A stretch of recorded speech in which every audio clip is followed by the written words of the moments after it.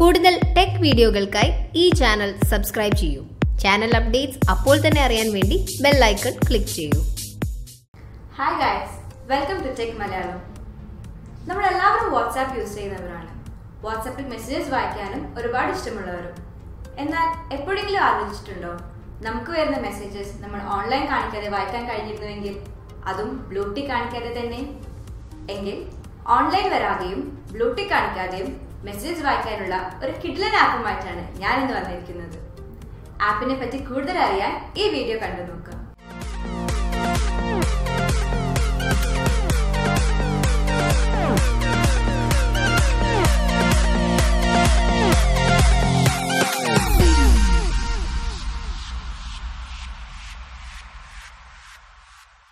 ഈ ആപ്പിൻ്റെ പേരാണ് അൺസീൻ.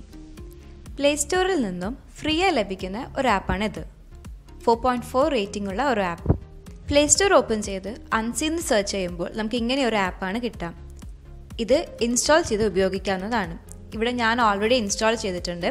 ഇനി ഇത് ഓപ്പൺ ചെയ്യാം. ആപ്പ് ഓപ്പൺ ചെയ്യുമ്പോൾ നമ്മളോട് നോട്ടിഫിക്കേഷൻ ആക്സസ് ചോദിക്കും. അപ്പോൾ അത് ടിക്ക് ചെയ്ത് കൊടുക്കാം. അത് കഴിയുമ്പോൾ നമുക്ക് ഇങ്ങനെ ഒരു വിൻഡോ കാണാം. ഇതിൽ ഓൾ മെസ്സേജസ് പറഞ്ഞ വിൻഡോയിൽ നമുക്ക് എല്ലാ മെസ്സേജസും കാണാം.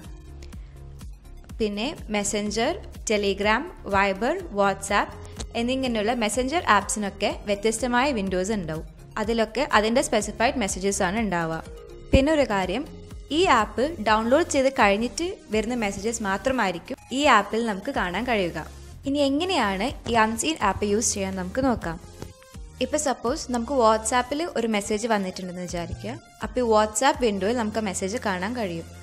ആ ചാറ്റ് ക്ലിക്ക് ചെയ്താൽ നമുക്ക് ആ മെസ്സേജ് റീഡ് ചെയ്യാനും സാധിക്കും.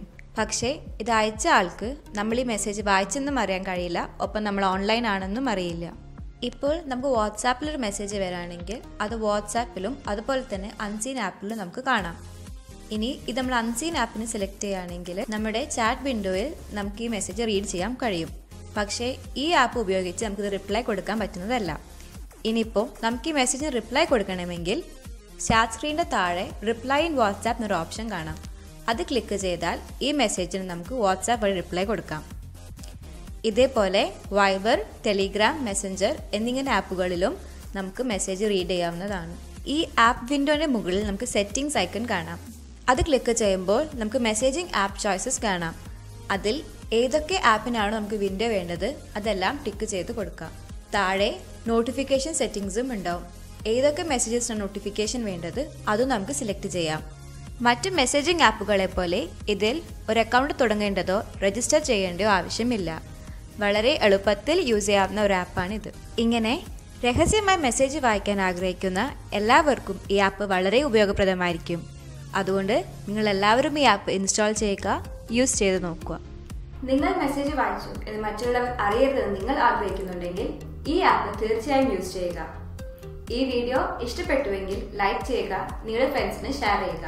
ടെക് ലോകത്തെ പുതിയ വാർത്തകളുമായി നമുക്ക് വീണ്ടും കാണാം. Till then, by.